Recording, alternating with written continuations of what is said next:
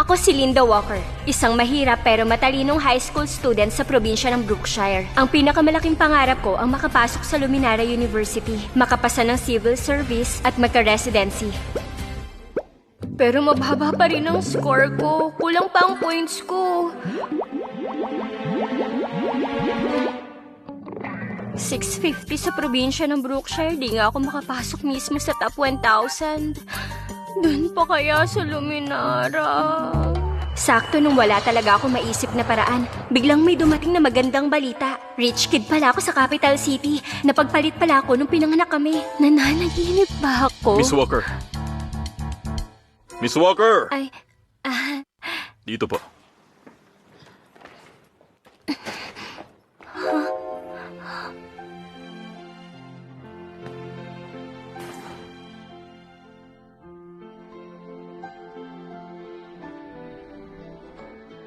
Miss Walker, sandali lang po.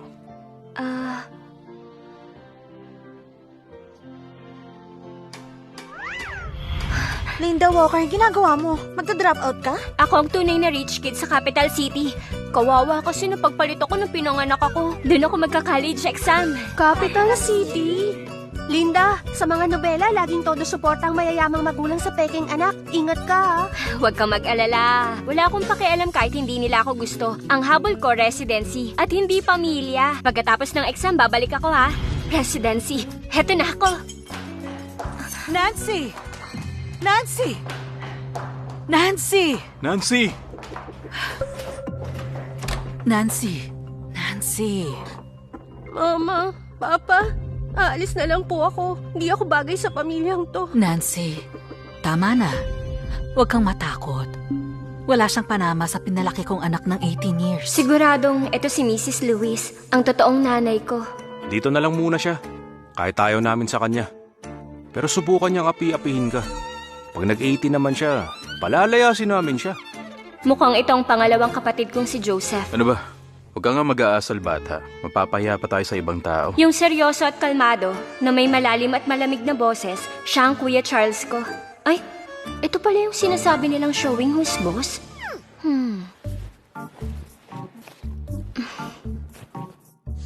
Napaka-boring.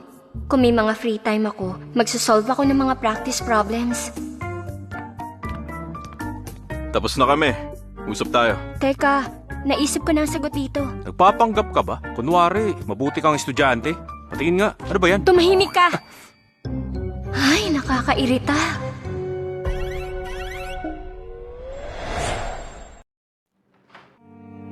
Linda, next time, huwag ka nang mag-aral sa sala. Masyadong mababa ang mesa, di komportable, tsaka hinihintay ka ng lahat. Sorry, akala ko nagkwekwentuhan pa kayo. Wala kasi akong sariling kwarto kaya dito na ako nagsulat. Ba't di mo sinabi na dumating si Miss Lewis? Pasensya na po, young master. Kasalanan ko po. Mama, sorry po. Kasalanan ko po. Okay lang, lahat ng kinalaman sa'yo, ha? Napakapangit umarte. Ganito ba kababaw ang mga mayayamang pamilya? Maayos naman ang kilos niya, pero halatang probinsyana. Siguradong may ugaling hindi papino. Sa ngayon, hindi siya bagay pumasok sa school ni Nancy. Dapat matutunan ng maayos sa mga rules ng pamilyang Lewis. Kopyahin mo. Una, gusto ni Master ng tahimik at ayaw niya na maingay. Bawal tumingin ng diretso kay Master. Yumuko ng 90 degrees pag nagsaserve. Pangalawa, 6 a.m. kailangan ni Madam ng sabaw na galing sa spring water. Sa gabi, maghanda ng footbath ng 40 degrees. Pangatlo, gusto ni Miss Nancy ng braised na talong at western food. Ay, 21st century ba talaga to? Sobrang absurd. Parang napunta ako sa loob ng isang nobela tapos binubuli ako. Pasensya na, pero ayokong kopyahin to. Pumunta ako dito para maghanda sa entrance exam, hindi para tumigil at maging katulong. Kung ayaw nyo, aalis na lang ako. Anong sinasabi mo?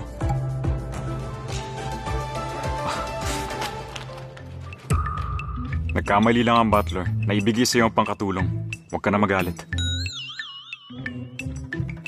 Kung gusto mong protektahan si Nancy, kailangan mo talaga magsakripisyo. Pwede ba akong humingi ng kapalit? Pwede naman. Gusto ko sa school ni Nancy.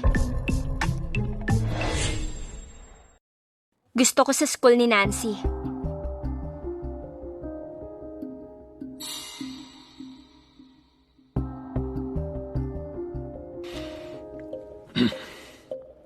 Okay. Sige. Dumikit ka lang kay Nancy at huwag kang manggulo. Nabalitaan ko ang mga teacher daw dito. Puro top grads ng Luminara University. Siguradong tataas pa ang grades ko nito. Pa, napag-usapan na natin na mas mahal mo si Nancy. Ba't pagdating ni Linda, si Nancy ang mas kawawa? Kuya, tama na.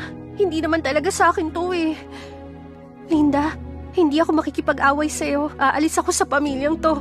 Uy, wag. Ikaw ang totoong Nancy Lewis. Ako yung sampid lang dito. Naku, hindi ah. Dito na talaga ang bahay niya. Huwag mo siya paalisin. Ikaw ang nag-iisang Nancy Lewis. Totoo yun.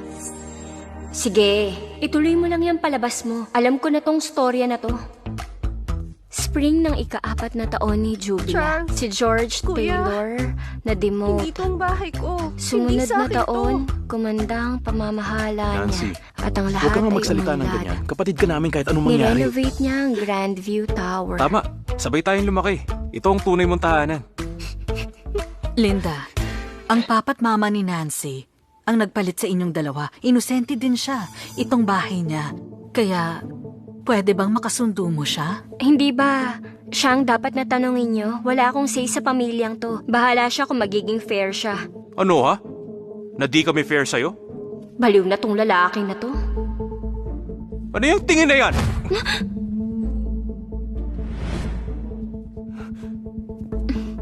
Haha, sumpungin ka pala. May reklamo ka na pabor kami kay Nancy o sinisisi mo kami sa pagkawala mo? Huwag niyo nang baliktarin para itago ang katotohanan. Alam ko namang pabor kayo sa kanya. Sa ampunan, marami rin akong mahal doon. Pag may conflict ka sa kanila, sila rin ang kakampihan ko. Pero Pero ano, si Nancy ang poprotekta namin. Di ikaw, di ka namin kilala. parang ang hirap naman nilang kausap. Kayo kasi ang nagpalaki kay Nancy. Kaya naiintindihan niyo siya. Kung talagang gusto niyang umalis, mag-empake na siya at umalis na. Kaya wag niyo akong piliting mamili. So ngayon, gusto mo ba talagang umalis?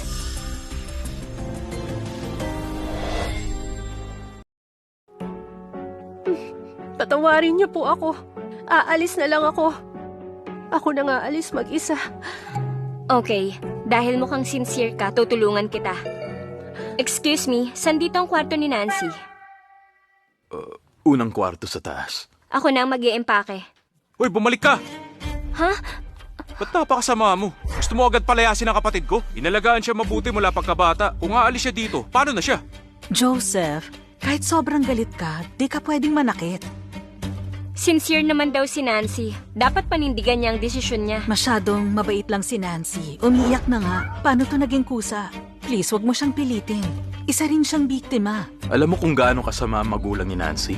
Kung ibabalik natin siya, paano siya mabubuhay? Ayoko rin ng nanay na ganun. Hindi ko rin to gusto.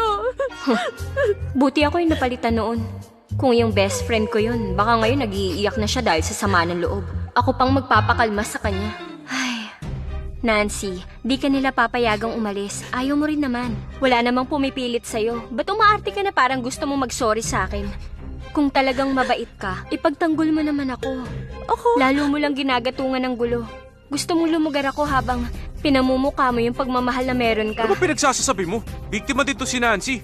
Prinsesa siya for 17 years habang sadya akong pinagpalit at inabandona. Ako talaga ang biktima dito. Si Nancy ang nakinabang. Kahit di siya naipagpalit, hindi siya iiwan. Kasi tunay niyang magulang yun. At saka...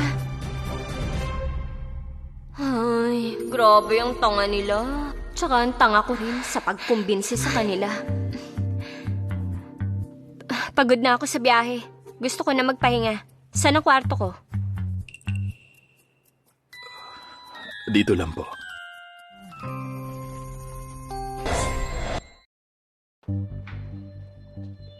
Linda, marami na tayong nakitang kwarto ngayon. Alin doon ang gusto mo?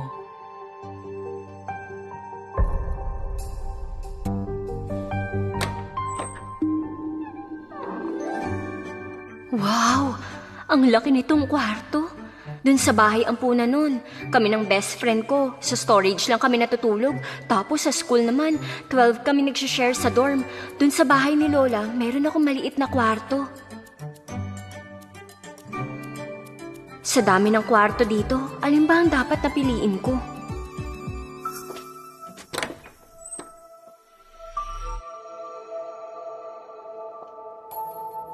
Linda, malaki na ang utang ko sa'yo. Kung gusto mo, itong kwarto ko, okay lang din. Ito na naman tayo, hindi na natapos. Tong si Nancy namin, masyado talagang mabait. Si Lola, ganyan din ako kino-comfort. Ako din ang paborito niya. Wag mo nang isipin yan, wag na. Pagdating ko sa Lewis family, handa akong hindi niyo mamahalin. Kailangan ko mag-aral na mabuti, makakakuha ng residency, mag-aaral sa Luminara, at kumita para sa sarili. Ma, kwarto na to ni Nancy. Sa dami ng kwarto na pagpipilian, ito pang kukunin niya. Di biro ang pinagdaanan ni Linda, pero babawi tayo sa kanya. Di pwedeng baliwalayin si Nancy. Sa'yo na yung kwarto na yan. Sa susunod, kung hindi ka naman willing gawin, wag ka na magpakitang tao. Hindi Hindi naman, Mama. Hindi ganun. Pare-pareho naman ang design ng kwarto. Yung nasa taas na lang ang kukunin ko. Magandang location. Tsaka tahimik. Okay mag-aral dun. Pareho lang talaga. Di lang talaga namin alam ang mga design na gusto mo. Pag nakasettle ka na, sabihin mo lang kung anong gusto mo para ma-add namin. Okay. Linda, pwede mo na ba akong tawagin na Mama?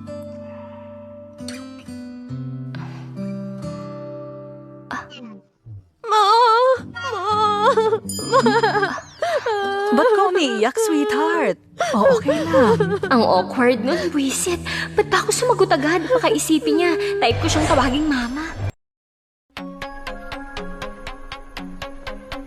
Ay, sa wakas, makakapag-aral na ako sa Capital City. Siguradong tataas na yung score ko ng 700 points. Kuya, nagkamali ako kahapon. Nagalit sa akin si Linda. Gusto ni Papa na sumama sa atin si Linda sa school ngayon. Kailangan ko mag-sorry ng maayos sa kanya. Di ka mali. Huwag kang mag-sorry. Tara, dali na. Ha?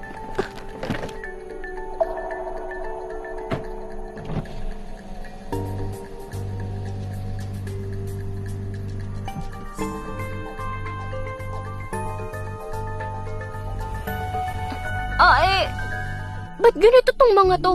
Saan ako kukuha ng taxi dito sa Villa District? Hindi ako pwedeng malate sa klase. Hello, Pa?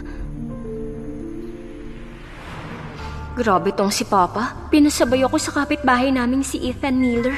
Di ba siya yung type talaga ni Nancy Lewis? Kahit na tinatanggihan niya ang arranged marriage niya kay Nancy.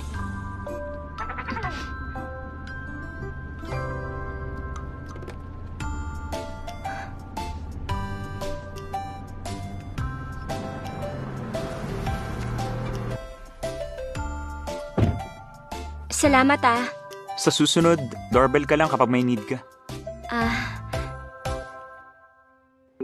Ikaw siguro yung malayong kamag-anak ng mga Lewis. Nasabi sa akin ni Nancy ang sitwasyon mo. Mahina ang foundation mo. Baka hindi ka makahabol sa enhancement class. Di mo kayanin. Regular class ka muna. Regular class? Tama. Sige, maliitin niyo ako. Di niyo ako mapipigilang matuto. Kahit sa regular class ako. Lahat ba dito makakalampas ng 700 points? Excuse me, ano pong score for enhancement class? 600. Eh yung score po ni Nancy Lewis. Art student siya. Mga 30 to 40 pag undergrad. Bale, nasa regular class siya? Nasa enhancement class siya. Magandang score na yun para sa art student. Maganda na ang samahan ng mga estudyante dun. Huwag mo nang sirain yung samahan nila. So grupo sila. Bakit? Ayaw mo sa regular class? Gusto ko talaga. Halika. Ay, kung magsasama kami ni Nancy sa klase, baka maloka ako. Pero kahit na, dapat may record sila sa dati kong school. Ba't si Nancy agad ang pinaniniwalaan nila? Ba't naging weird ang mundo ko simula nung nahanap ko ang totoong pamilya ko? Miss Perry, busy ka ba? Eto na yung transferee. Dito siya sa klase mo. Sige. Ikaw nang bahala sa kanya. Ako nang bahala sa kanya.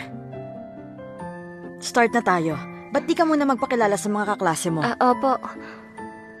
Hello sa inyong lahat. Ako si Linda Walker, galing sa probinsya ng Brookshire. Sana sa susunod na 6 months, magkasundo tayong lahat. Mula sa Walker family? Mayayaman ba ang mga Walker? Sabi niya taga Brookshire Province siya. Di siya taga Capital City. Ang mga tao doon, matindi mag-aral, di ba? Hardcore. Bakit siya lumipat dito? Bakit di siya matalino? Tahimik.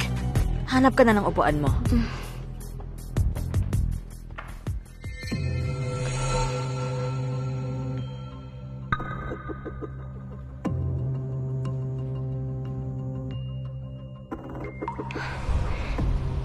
Maganda tong pwesto ko. Malapit sa teacher. Tahimik pa. Walang istorbo. Okay, mga bata. Buksan na ang textbook nyo sa page 103. Ayos, nakasettle na ako. Oras na para mag-aral para sa college exam.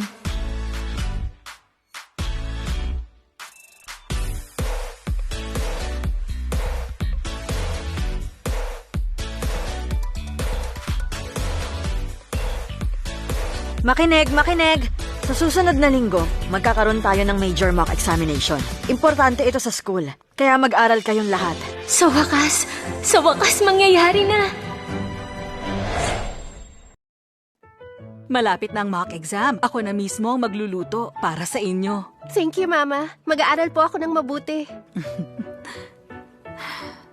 Kinakabahan ako, na-excited at natutuwa. Iniisip ko kung yung capital examination totoong legendary talaga. Linda, first time mo mag-capital exam. Ninanabiyos ka, di ba?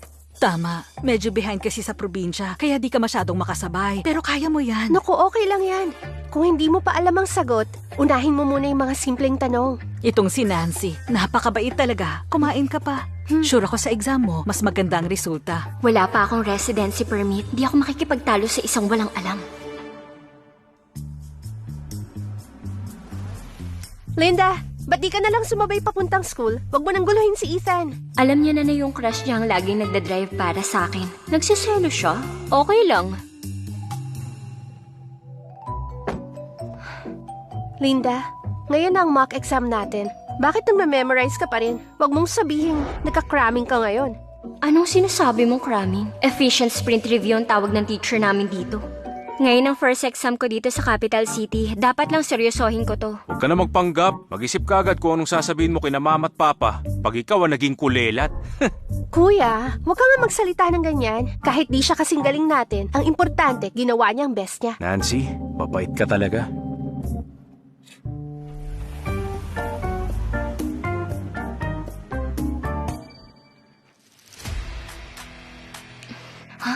Capital exam, capital exam, capital exam! Kaya pala nasabi ng best friend kong graduate na, nagbibigay ng sobrang confidence tong capital exam. Ganito pala yun. Simulan nyo na ang exam. Ngayon ipapakita ko sa inyo ang lakas ng estudyanteng walang tigil sa pag-aral at sa pagmemorya. Galing ako sa Brookshire. Ang score ko mataas pa sa 650 points na walang adjustment.